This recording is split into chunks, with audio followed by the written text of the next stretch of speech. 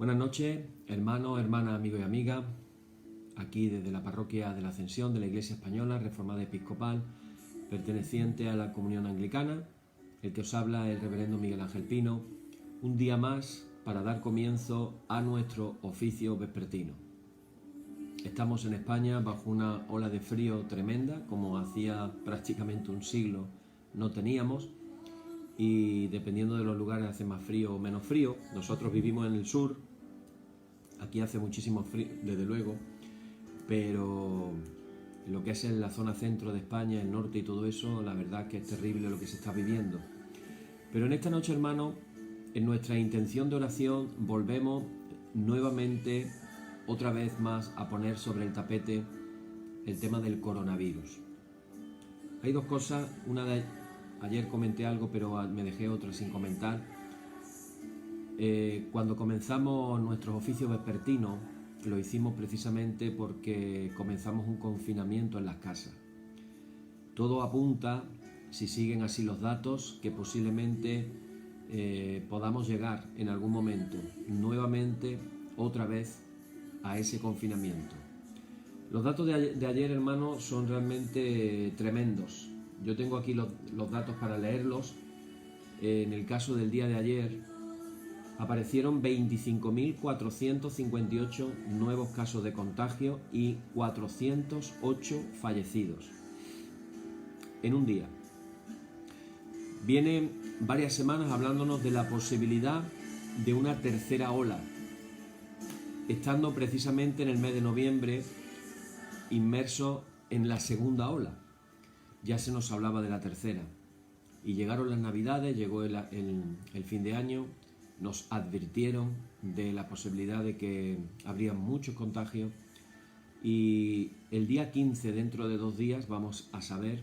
Ahora estamos viendo los resultados de lo que pasó en la Navidad. Fijaros, a día de hoy estamos comenzando a cosechar lo que se sembró en Navidad. Y dentro de 2 días vamos a ver lo que se cosechó el 31 de diciembre. Todavía nos quedan los Reyes, la celebración de los Reyes, que también hubo movimiento. Decían los expertos, es posible que la tercera ola sea muy mala. Pero hoy estaba yo escuchando a esos mismos expertos diciendo ya, y lo digo, hermanos, para que esta sea nuestra intención de oración en esta noche, diciendo ya que posiblemente es mucho peor de lo que nos imaginábamos. Si a eso le sumamos otro factor muy curioso, y es el factor de la mutación del virus en diferentes lugares del planeta. Cuando salió esta mutación de Inglaterra, comenzó a surgir la interrogante, la pregunta: ¿servirán las vacunas contra esta nueva cepa del virus?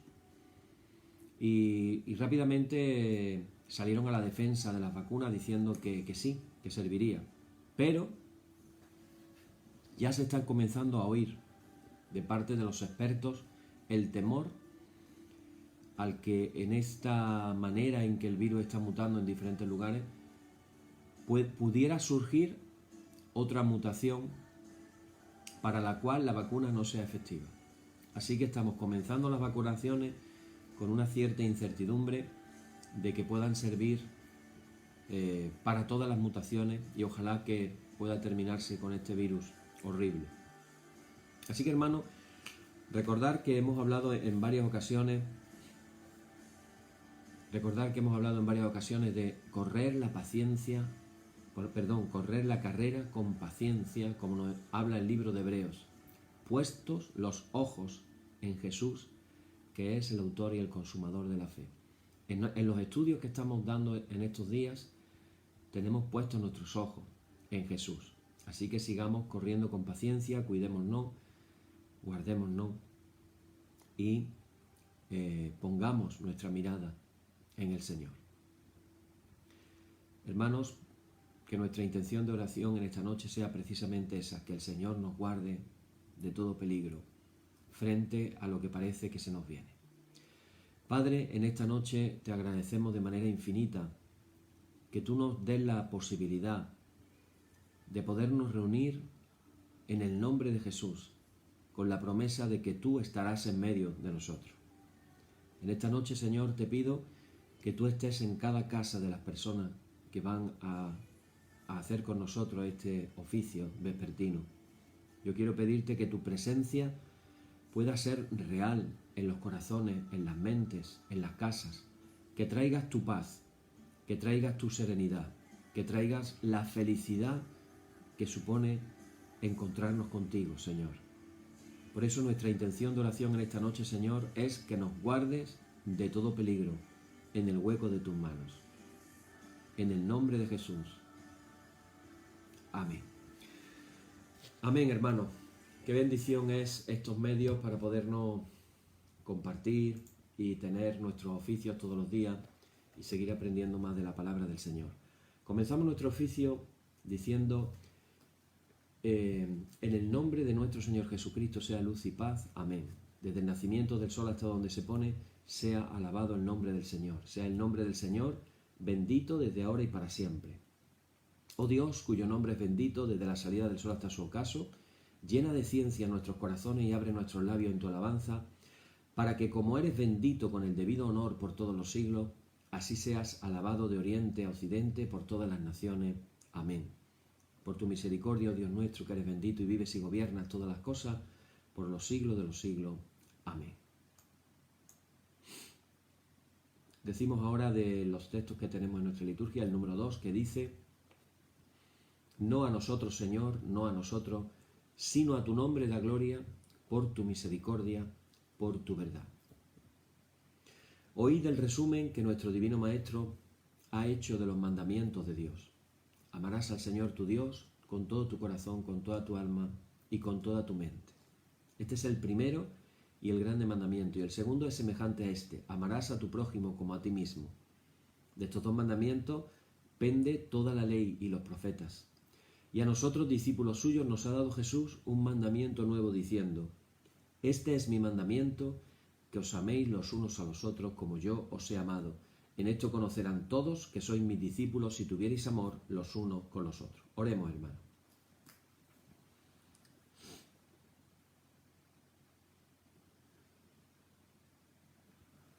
Señor Jesucristo, sin cuya ayuda nada podemos hacer, vive en nosotros y capacítanos con tu gracia para que, llevando mucho fruto, demos gloria al Padre Celestial. Amén. Hermanos muy amados, reconociendo con sinceridad cuán lejos estamos de haber cumplido fielmente la voluntad del Señor, nos humillamos ahora en su presencia. Con un corazón contrito confesamos todas nuestras faltas y transgresiones, seguros de que Él oirá nuestra súplica. Decimos todos juntos: Padre misericordioso, Padre omnipotente, la confusión y la vergüenza no nos deja levantar nuestro rostro en tu presencia. Por eso, con humildad y dolor de corazón, confesamos que nos hemos desviado de tu sendero y como ovejas perdidas hemos andado descarriados fuera de tus caminos. Hemos seguido desordenadamente las intenciones y deseos de nuestro propio corazón. Hemos roto tus santos mandamientos. Además de no hacer lo que debíamos, hemos hecho lo que no estaba bien hacer. Por eso, Señor, ten misericordia de nosotros, pobres pecadores. Perdona, oh Dios, a los que confiesan sus culpas, restaura a los que se arrepienten, según tus promesas declaradas en Jesús, a toda la humanidad en Jesucristo nuestro Señor. Amén. Y el Señor Jesucristo, que tiene la potestad de perdonar pecados sobre la tierra y que no desecha al pecador que a él acude para salud, oiga vuestros ruegos, perdone todos vuestros pecados y os conceda su Santo Espíritu para que vuestra vida sea de aquí adelante pura y santa, hasta que seáis recibidos en el goce de su eterna gloria en las mansiones del Padre Celestial. Amén. El Señor sea siempre con vosotros y con tu Espíritu. Sálvenos tu diestra, Señor nuestro Dios, para que confesemos tu santo nombre. Aleluya. Acuérdate de nosotros, Señor, y visítanos con tu salvación. Gloria y honor al Padre y al Hijo y al Espíritu Santo, por los siglos de los siglos. Amén. Señor, abre nuestros labios y nuestra boca anunciará tu alabanza. Vamos a dar lectura al Salmo número 23, que dice así, y lo hacemos en oración. El Señor es mi pastor, nada me faltará. En lugares de delicados pastos me hará descansar, junto a aguas de reposo me pastoreará. Confortará mi alma. Me guiará por sendas de justicia por amor de su nombre. Aunque ande en valle de sombra de muerte, no temeré mal alguno, porque tú estarás conmigo y tu vara y tu cayado me infundirán aliento. Aderezas mesa delante de mí en presencia de mis angustiadores, ungen mi cabeza con aceite, mi copa está rebosando. Ciertamente el bien y la misericordia me seguirán todos los días de mi vida, y en la casa del Señor moraré por largos días. Gloria y honor al Padre y al Hijo y al Espíritu Santo por los siglos de los siglos. Amén. Damos comienzo ahora a nuestro estudio en esta noche, que vamos a tocar un tema muy interesante. Fijaros que casi siempre que hablamos de la muerte de Jesús, ejecutado en esa cruz del Calvario, lo estamos haciendo casi siempre desde un punto de vista teológico o de un punto de vista espiritual. Esa famosa frase que encontramos en el Nuevo Testamento, que Él murió por nuestros pecados, según las Escrituras. En los estudios que vamos a tener en estos días con este tema, vamos a tratar de verlo desde una perspectiva más histórica, más humana, tratando de buscar los porqués de tal suceso. ¿Por qué murió Jesús en la cruz del Calvario? O mejor dicho, o dicho de otra manera, ¿por qué lo ejecutaron en la cruz del Calvario? Todos sabemos que Jesús se ofreció a esa muerte cuando Él hizo aquella oración famosa del Getsemaní que hablábamos el otro día: Padre, que pase de mí este cáliz, pero no se haga mi voluntad, sino la tuya. Oración que, por cierto, realizó en 3 ocasiones. En 3 veces la tuvo que orar, hasta que definitivamente se abandonó en la voluntad de su Padre.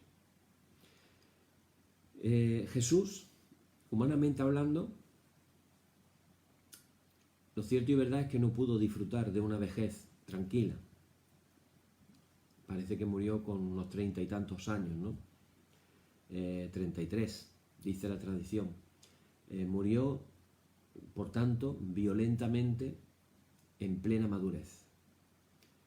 No fue abatido por una enfermedad, tampoco fue víctima de un accidente, fue, como hemos dicho, ejecutado en las afueras de Jerusalén, junto a una vieja cantera, y fue ejecutado por unos soldados de Pilato, por órdenes de Pilato, que era la máxima autoridad romana en Judea.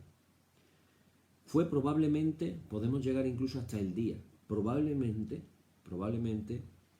podemos decir que pudo ser, por los datos históricos, el 7 de abril del año 30. Hasta ahí llega la historia. El 7 de abril del año 30. Esa misma mañana, el prefecto lo había condenado a muerte como culpable de insurrección contra el imperio.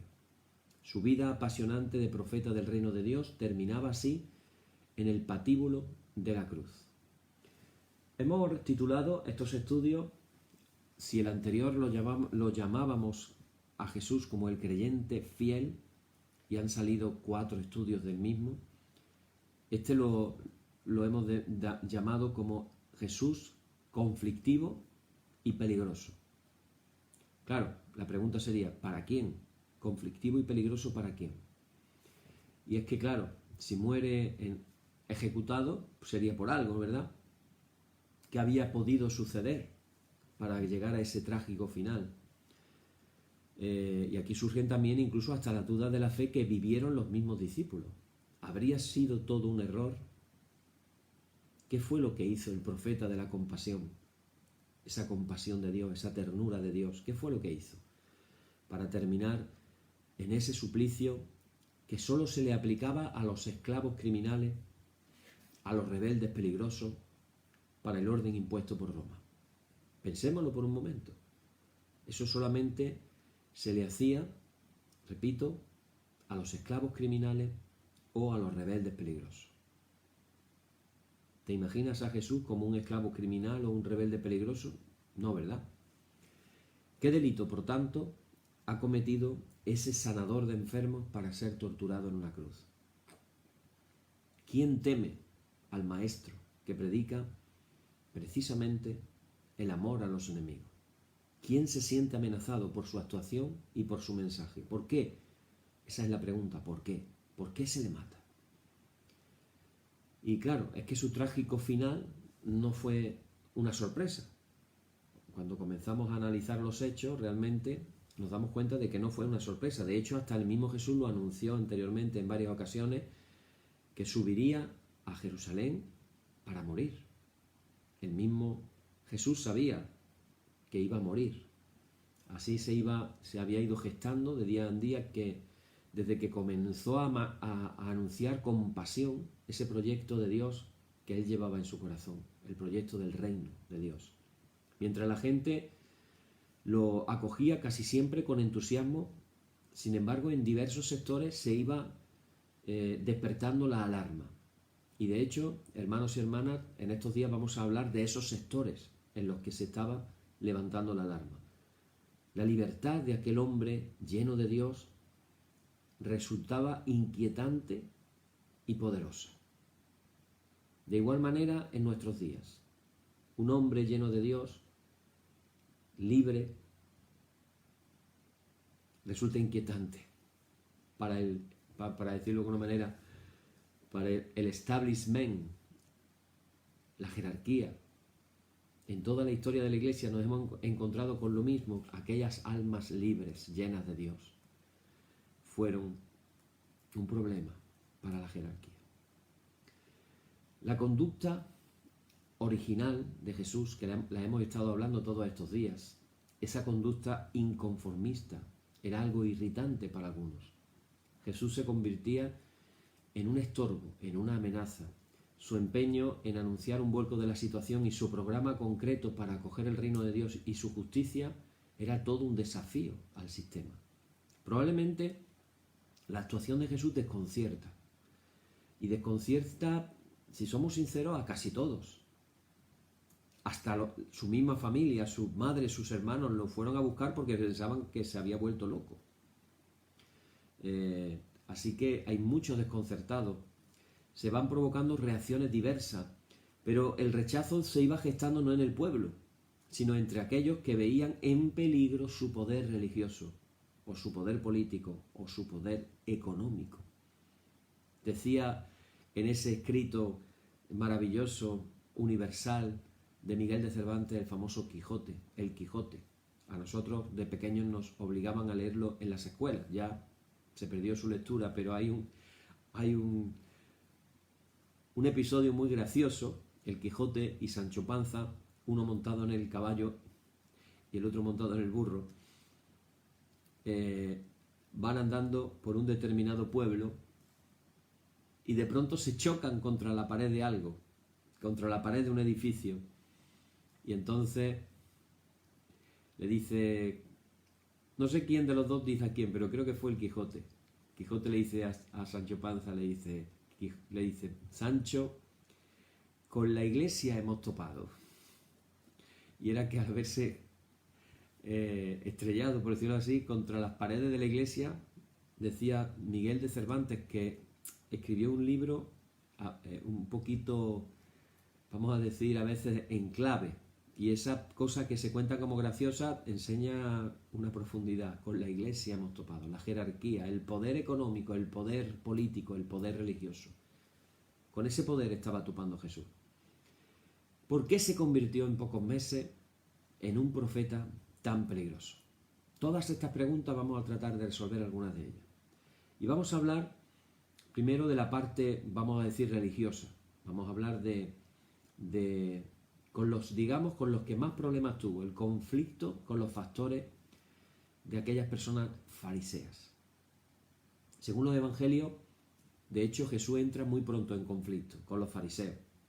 Fariseo significa puro, o sea, ellos se consideraban los santos, por decirlo de alguna manera. Ese sistema en el cual ellos vivían la ley de manera diaria, de una forma casuística. Casuística quiere decir que de una simple ley podían sacar muchas consecuencias diferentes, cosas realmente impresionantes. pongo un ejemplo de ella, ese famoso lavarse las manos antes de comer, realmente no estaba prescrito en la ley. Eso estaba prescrito para los sacerdotes, que se lavaran las manos antes de ejercer su ministerio como sacerdote en el templo. La ablución, la purificación de las manos.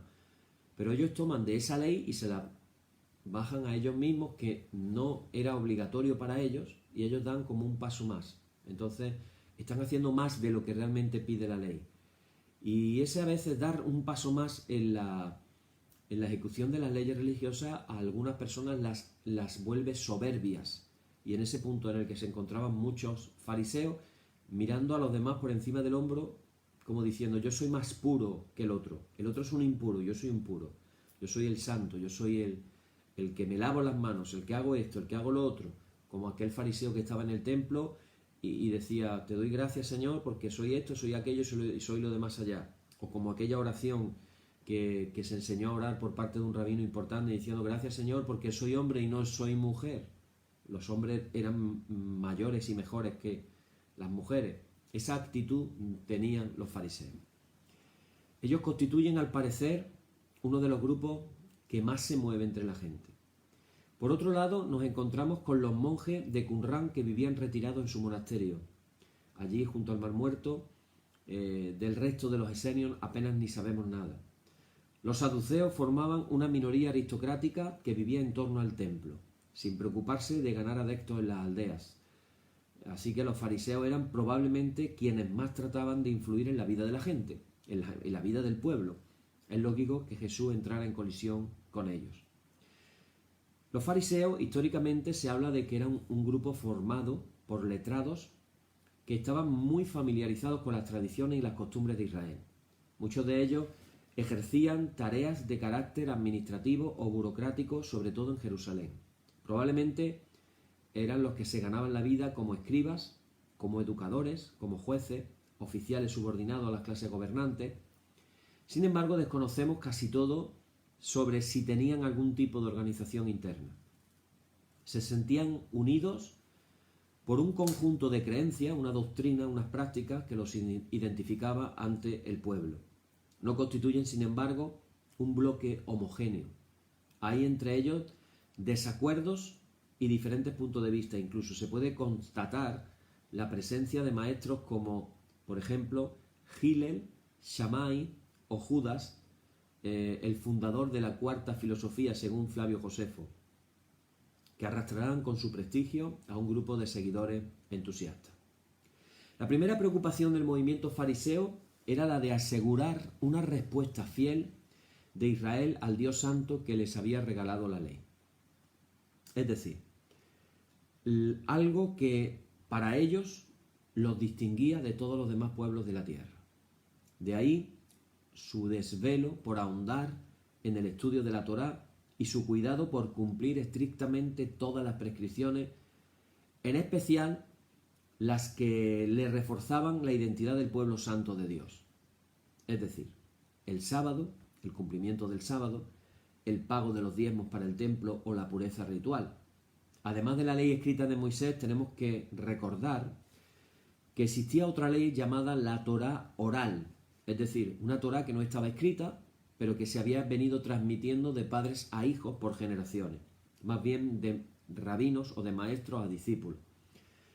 Esa Torá, digamos, oral, se recoge o se le denomina en los evangelios como las tradiciones de los padres, que favorecían un cumplimiento más actualizado de la Torá. Preocupados pues por esa búsqueda de la santidad de Israel, los sectores más radicales de los fariseos pretendían urgir a todo el pueblo a que cumpliera reglas de pureza, que solo, como he dicho antes, eran obligatorias para los sacerdotes en el ejercicio, no cuando no estaban ejerciendo, en el ejercicio de su tarea cultual en el templo. La verdad es que no es nada fácil el poder reconstruir la relación que pudo tener Jesús con los sectores fariseos. Ahora, hay un dato que es incuestionable. Cuando nosotros leemos los evangelios, nos damos cuenta de que siempre los presentan en conflicto con Jesús. son, digamos, los adversarios por excelencia, los que se enfrentan a él, los que le vienen a hacer preguntas con trampa, los que tratan de desacreditarlo ante el pueblo. Jesús, por su parte, curiosamente, al que hemos denominado el profeta de la compasión, la ternura, el amor de Dios, el amor a los enemigos, el perdón, nos sorprende en el trato con ellos, porque será a ellos, a los fariseos, a los que le va a lanzar toda clase de amenazas y condenas. Y esto sorprende muchísimo. Dice de ellos que no entran en el reino de Dios ni dejan entrar a los que quieren hacerlo, que están llenos de hipocresía y de maldad, que son guías ciegos, que se preocupan de minucia y descuidan la justicia, la misericordia y la fe, que se parecen a sepulcros blanqueados, hermosos por fuera, pero por dentro llenos de huesos de muerte y de podredumbre. Sin embargo, necesitamos reflexionar un poco acerca de este enfrentamiento tan hostil. Y tenemos que considerar, ahora hablamos, por eso hemos dicho que íbamos a hablar de temas históricos. En los años 30, los fariseos, el fariseísmo como fenómeno de grupo, era un movimiento urbano más que de tipo rural. Parece ser que se concentraban sobre todo en Jerusalén y los alrededores. De hecho, no hay datos para pensar que en tiempos de Jesús pudieran desarrollar una actividad importante en Galilea. En cualquier caso, no poseían ningún tipo de liderazgo político o religioso de primer orden. Es decir, estamos frente a una fuerza social menor, que en tiempos de Jesús posiblemente estaba en el punto de buscar una influencia mayor entre el pueblo, que terminaría consiguiendo. De hecho, serán los fariseos la única secta judía que sobreviva a la destrucción del templo de Jerusalén en el año 70. De hecho, cuando hablamos del judaísmo rabínico de nuestros días, cuando hablamos del judaísmo ortodoxo, la corriente que prevaleció es la corriente farisea. Es decir, lo que se enseña desde el judaísmo ortodoxo en nuestros días, el rabinismo, la sucesión de rabinos a partir del año 70, son provenientes de la rama farisea, la rama a la cual, por cierto, pertenecía Pablo. Así que nos damos cuenta de que en Galilea estos fariseos realmente, muy posiblemente, representaban los intereses del templo, y tal vez algunos servirían como funcionarios o escribas en el entorno de Antipas, Herodes Antipas, pero Jesús, que se pudo encontrar con algunos de ellos en aldeas Galilea de cierta importancia, pero sobre todo el contacto con ellos lo tendría con los en Jerusalén y en las cercanías, porque por Galilea prácticamente parece ser que en los años 30 ni se movían. Claro, hay quien se pregunta, ¿y entonces por qué aparece en la tradición cristiana este grupo como los grandes adversarios de Jesús? Y hay quien da algunas razones. Una de ellas es que los evangelios se habrían ido redactando, sobre todo después del año 70, que ya el templo había sido destruido. En ese tiempo, daros cuenta que estamos hablando de 40 años después de la muerte y resurrección de Jesús y ascensión a los cielos, 40 años después, parece ser que se había llegado a una hostilidad muy fuerte entre los discípulos de Jesús y los escribas fariseos, que, como digo, fue el único grupo que logró sobrevivir después de la destrucción de Jerusalén, y que en ese momento, concretamente en el que se están escribiendo los evangelios, se está dando el fenómeno de que esos fariseos son, de alguna manera, los que están luchando con uñas y dientes para unir fuerza y poder restaurar al judaísmo. Lo que los evangelistas describen refleja más estos enfrentamientos posteriores que los conflictos reales entre Jesús y los fariseos en la Galilea de los años 30, dicen los historiadores. Sin embargo, por otro lado, también podemos decir que lo cierto y verdad es que estos enfrentamientos aparecen tan frecuentes en los evangelios que difícilmente podemos negar la realidad de que realmente hubo esos enfrentamientos entre los fariseos y Jesús. Y no es extraño, porque en los años 30 podemos decir que esos fariseos entran en competición por tratar de ganar a la gente para su propia causa, mientras resulta que Jesús estaba ganando a la suya para su propia causa. Así que había como una competición. Claro, los fariseos no pueden ignorar a un hombre que está buscando, con esa pasión que Jesús lo buscaba, hacer la voluntad de Dios. Ellos son conscientes de eso. Seguramente hasta van a escuchar con agrado esa llamada ardiente que hace a todo el pueblo para que busque la justicia. ¿Recordáis ese versículo famoso de Jesús? Buscad primeramente el reino de Dios y su justicia, y las demás cosas os serán añadidas. Sin embargo, el anuncio del reino de Dios los desconcierta. Están desconcertados. En los evangelios escritos en griego utilizan el mismo término, y esto a veces sorprende cuando se escucha. Cuando nosotros leemos imperio, el imperio romano, la palabra imperio en griego es basilea. Y cuando Jesús dice reino de Dios, la palabra reino en griego es basilea.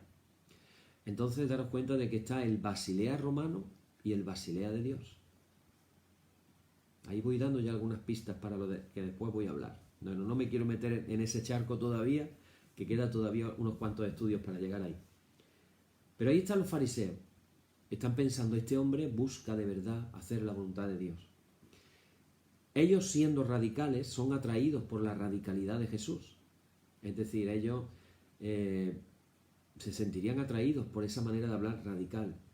También comparten con él la esperanza de la resurrección, una resurrección final, la de todos los justos, que decían los profetas.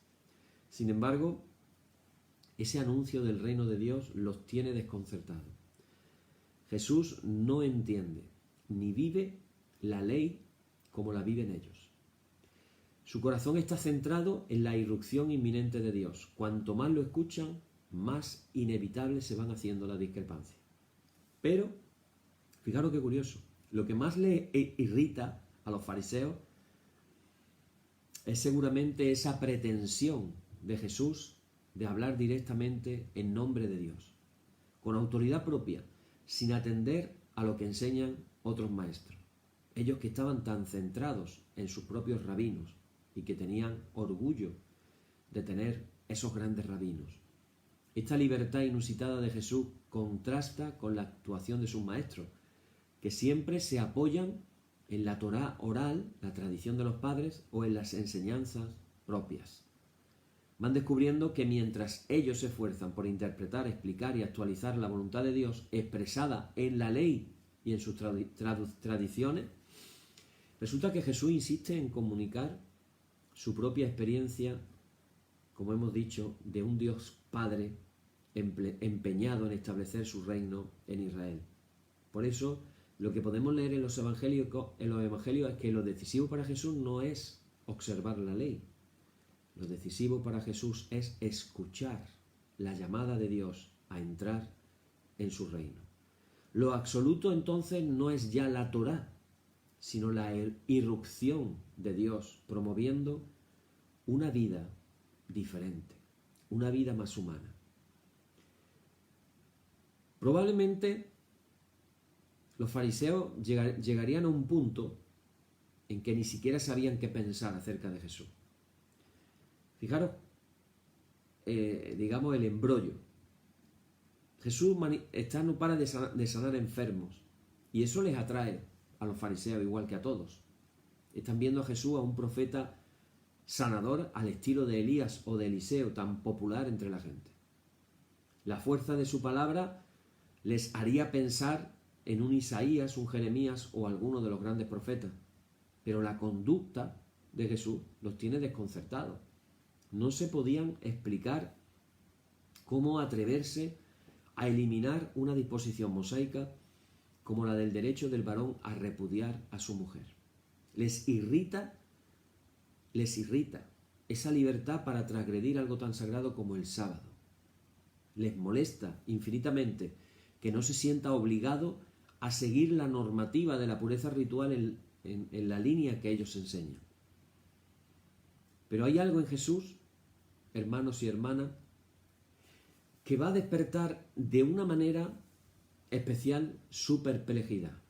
Cuando ven eso, ahí no saben ya ni qué decir, se quedan perplejos, se quedan alucinados. Por un lado, les cautiva aquel profeta que siente como propio el sufrimiento de los enfermos, la humillación de los pobres, la soledad de los excluidos. Es conmovedor verlo, acercarse a ellos, movido por la compasión de Dios, como Jesús lo hace. Ahí ellos se quedan impresionados. Pero lo que no pueden entender de ninguna de las maneras es esa increíble acogida de Jesús por los pecadores. Ningún profeta de Dios actuaba así o había actuado así en la historia. Se siente amigo de los perdidos. Su mesa está abierta para todos, incluso a quienes viven fuera de la alianza sin dar signos de arrepentimiento. A ninguno de los que se sentó a la mesa de Jesús, Jesús les pidió como condición previa que se arrepintieran o que confesaran sus pecados, como sí hizo Juan el Bautista a los que iban a ser bautizados en el río Jordán. No encontramos nada de eso en la Escritura. Así que resulta ofensivo para esos fariseos que Jesús los admita amistosamente en nombre de Dios, sin exigirles ni penitencia ni sacrificios prescritos para todo pecador que se aleja de la ley. Así que podemos decir, después de este análisis que hemos hecho, que hubo enfrentamiento entre Jesús y los sectores fariseos, pero no tan violento y fanático como lo presentan posiblemente los evangelios. Posiblemente los evangelios reflejan un poco más las tensiones enormes de los años 70 en adelante. Y se puede decir, históricamente hablando, que lo más posible es que no fueron ellos, los fariseos, los instigadores de su ejecución. Podía haberles irritado su actuación, seguramente discutieron con él, trataron de desacreditarlo, tal vez se cruzaron mutuamente palabras más altas que otras, pero no buscaban su muerte. No era este el modo de actuar de los fariseos y probablemente tampoco el de otros grupos. Discutían entre sí, defendían con pasión sus propias posiciones, pero no hay datos que nos puedan hacer pensar que buscaran la muerte de Jesús porque no comulgara con su propia visión. La muerte de Jesús, hermanos y hermanas, no se irá gestando en estos enfrentamientos con los fariseos. De hecho, en los relatos de la pasión ni siquiera aparecen tomando parte como grupo en su condena o en su ejecución. Entonces, nos vamos dando cuenta de que la verdadera amenaza contra él proviene o tendrá que provenir de otros sectores, de la aristocracia sacerdotal o de la aristocracia laica de Jerusalén y, por supuesto, de la autoridad romana. Aquí nos vamos a otro aspecto y con este vamos a terminar, al aspecto de la oposición a las autoridades religiosas. La aristocracia de Jerusalén estaba formada por una minoría de ciudadanos ricos, importantes, y el punto aquí interesante a tener en cuenta es que de esos ciudadanos ricos importantes nos llama la atención que muchos de ellos eran sacerdotes. Algunos miembros de estas clases dirigentes, no todos, pertenecían al grupo saduceo.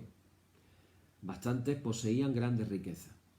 Son conocidas sus elegantes mansiones en el barrio superior de Jerusalén y las propiedades que iban adquiriendo con diversas estrategias y presiones. El pueblo, al parecer, lo consideraba como un sector poderoso y corrupto, que vivía de los diezmos, de las tasas, de las donaciones, que llegaban al templo desde toda la diáspora judía. De hecho, no contaban con seguidores ni simpatizantes en las aldeas y pueblos rurales.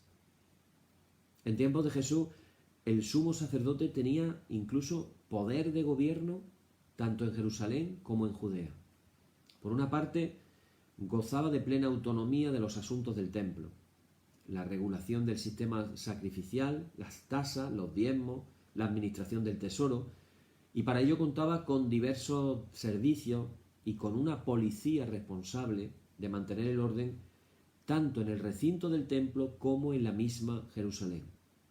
Por otra parte, también intervenía en los litigios y asuntos corrientes de los habitantes de Judea, aplicando las leyes y las tradiciones de Israel. Diversos miembros de la aristocracia sacerdotal y laica le asistían en su gobierno.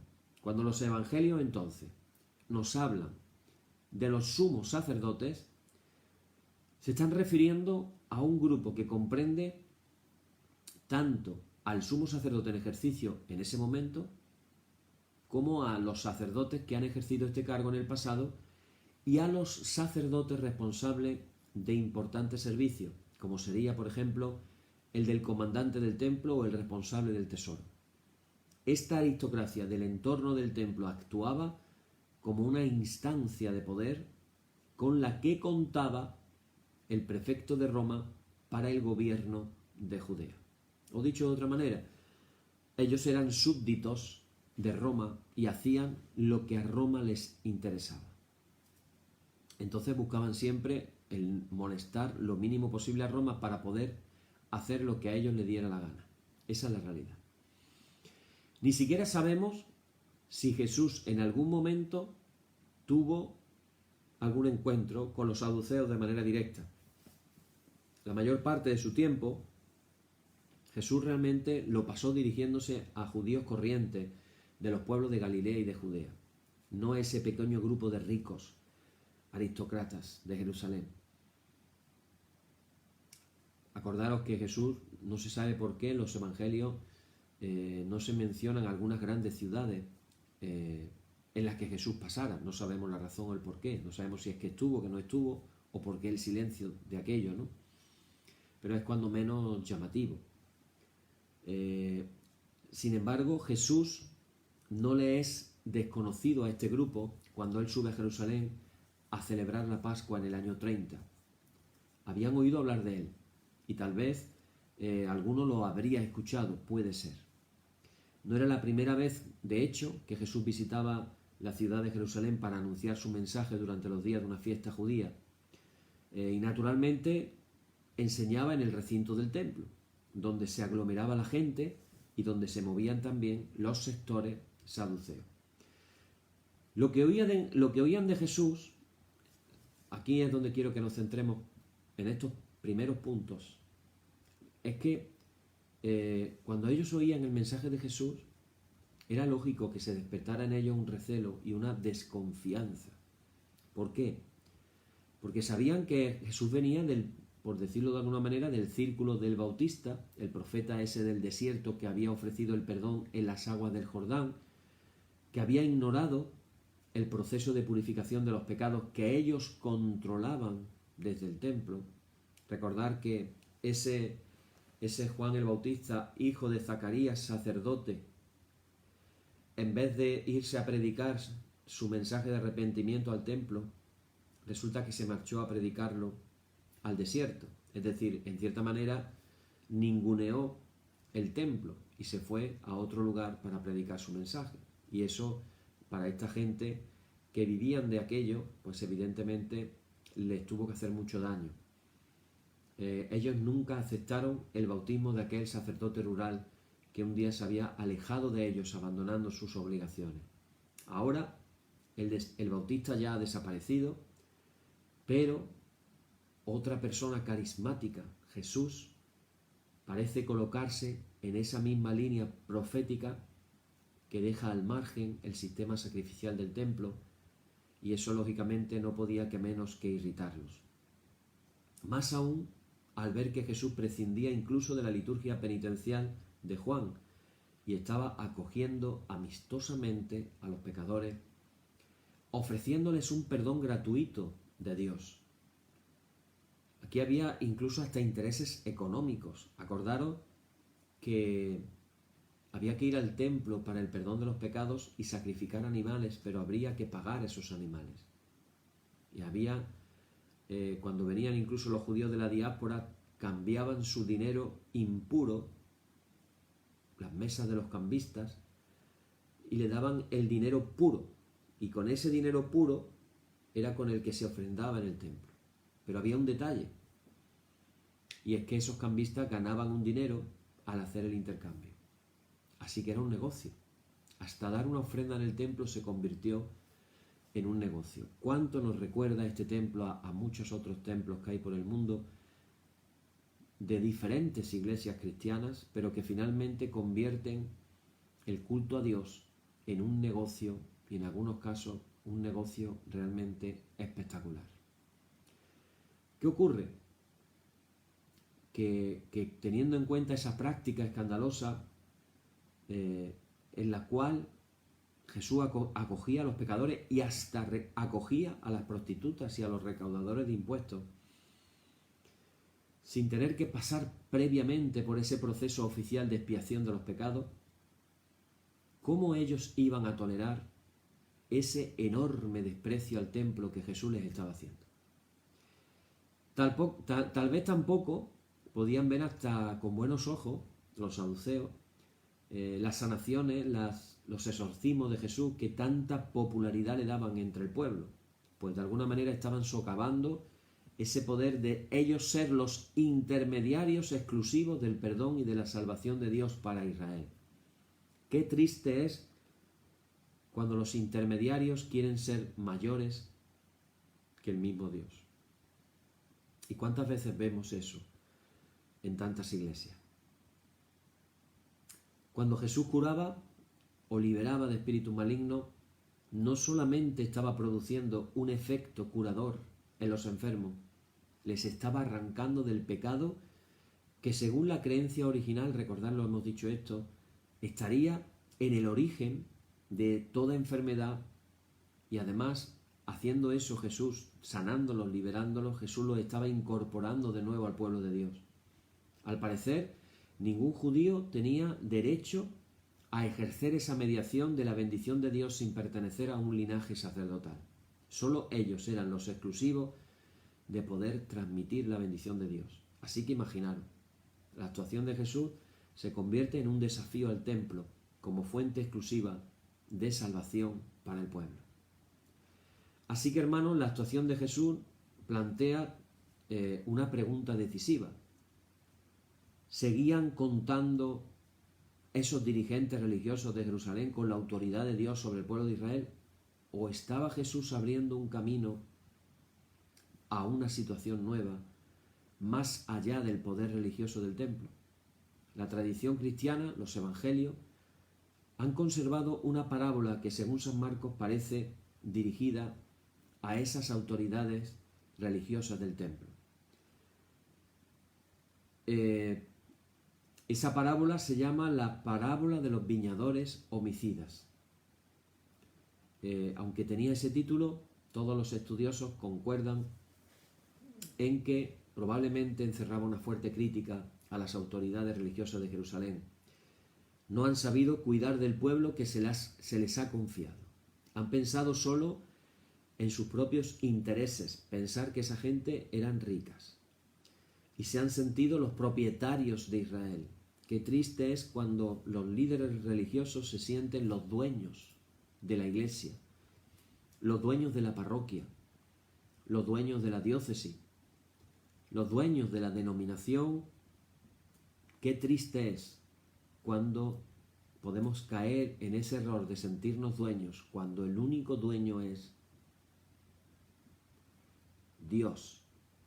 Y esto cuántas veces se olvida en las personas. En esa parábola se nos cuenta eso precisamente, que a estos administradores se han sentido los propietarios, se les ha olvidado. Pero más grave todavía, no han acogido a los enviados de Dios. Esto pasa siempre así. Cuando hay alguien que se siente dueño de una iglesia, no acoge a los enviados de Dios. Así, ahora diremos unas palabras de Jesús frente a Jerusalén. No acogen a los enviados de Dios, sino que irán rechazando uno tras otro.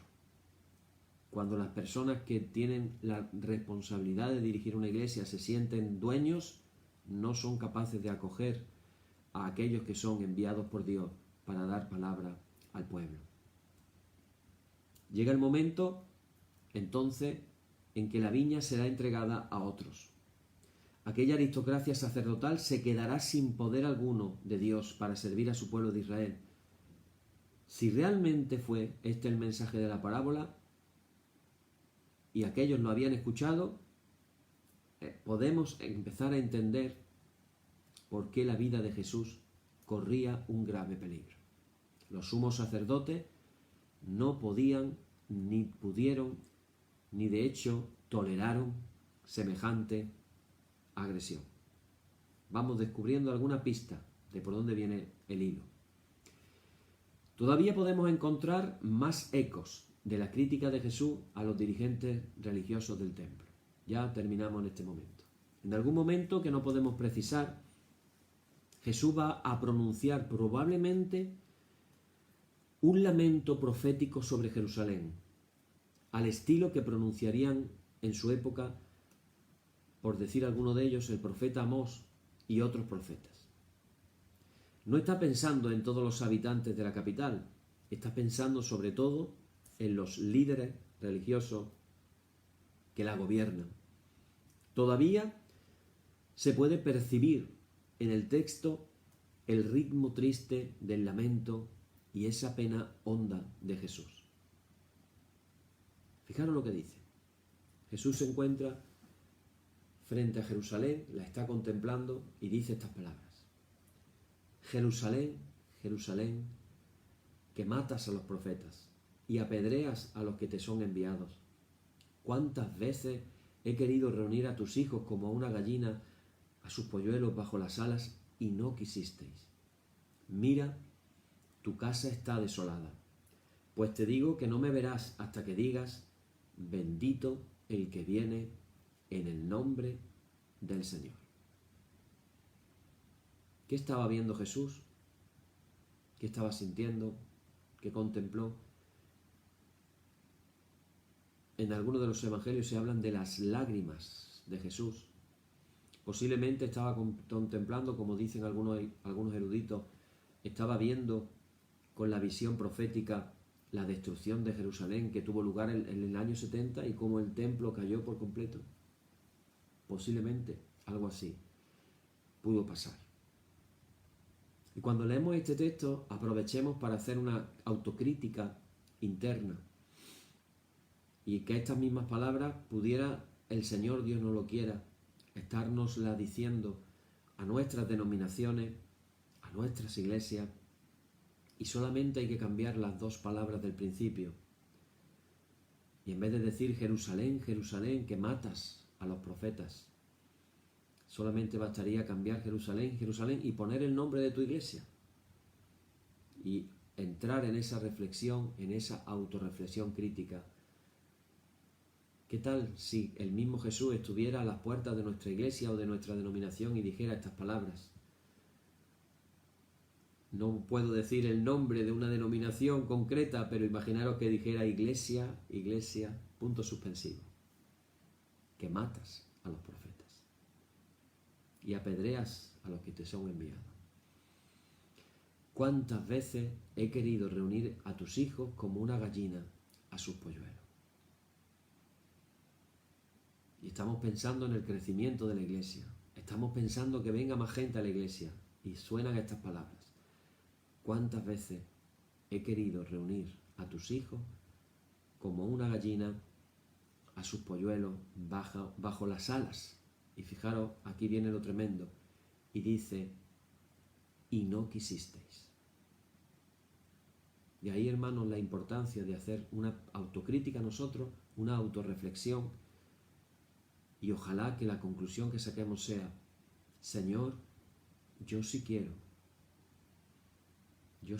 que tú reúnas a tus hijos como una gallina a su polluelo, en esta iglesia, en este lugar. Yo sí quiero, Señor. Estas fueron las palabras de Jesús. Jesús insiste de nuevo en la insolente actitud de los gobernantes religiosos que asesinan a los profetas. Acababan de asesinar a Juan el Bautista. También Él ha querido restaurar al verdadero Israel, pero se han negado. Dios quiere levantar una iglesia santa, sin mancha y sin arruga, pero nos estamos negando. Jesús, anticipando el juicio inminente de Dios, considera ya a la desgraciada ciudad como destruida. El templo quedará abandonado sin la presencia de Dios. Y hermanos y hermanas, así se cumplió. Ya estamos comenzando a ver quiénes tenían interés en volver a repetir la historia que se había infelizmente realizado con Juan el Bautista, y el siguiente en la lista no era otro que Jesús de Nazaret. Pero vamos a ver mañana y en días posteriores que todavía hay más telita que cortar. Ya la vamos a ir viendo. Hasta aquí vamos a llegar hoy. Seguimos con nuestra liturgia para concluir. Por eso declaramos: oh Señor, santifícanos en tu verdad, tu palabra es la verdad. Amén. Oramos ahora, hermanos, la oración que el Señor nos enseñó, diciendo: Padre nuestro que estás en los cielos, santificado sea tu nombre, venga tu reino, hágase tu voluntad como en el cielo, así también en la tierra. El pan nuestro de cada día danosle hoy, y perdónanos nuestras deudas, así como nosotros perdonamos a nuestros deudores, y no nos dejes caer en la tentación, mas líbranos del mal. Amén. Líbranos del mal y confírmanos en tu temor, con toda obra buena, oh Trinidad, Dios nuestro que eres bendito y vives y gobiernas todas las cosas por los siglos de los siglos. Amén. Señor, muéstranos tu misericordia y danos tu salud. Da alegría, llena a tus ministros de virtudes y da alegría a tu pueblo escogido. Acuérdate siempre de esta congregación y de todas las congregaciones cristianas que tú has poseído desde el principio. Oh Dios, purifica nuestros corazones y no quites de nosotros tu Santo Espíritu. Por la tarde de mañana y al mediodía, justo es, oh Señor, que te alabemos. Señor Dios omnipotente, que de la tarde, la mañana y el mediodía has hecho un día solo y has mandado al sol que conozca su ocaso, abre, te rogamos, las tinieblas de nuestros corazones y brillando tú en ellos te conozcamos como Dios verdadero y luz eterna. Amén. Por tu misericordia, oh Dios nuestro, que eres bendito y vives y gobiernas todas las cosas, por los siglos de los siglos. Amén. Hermanos y hermanas, en el nombre de Jesucristo nuestro Señor, terminemos con paz. Gracias sean dadas a Dios. Amén.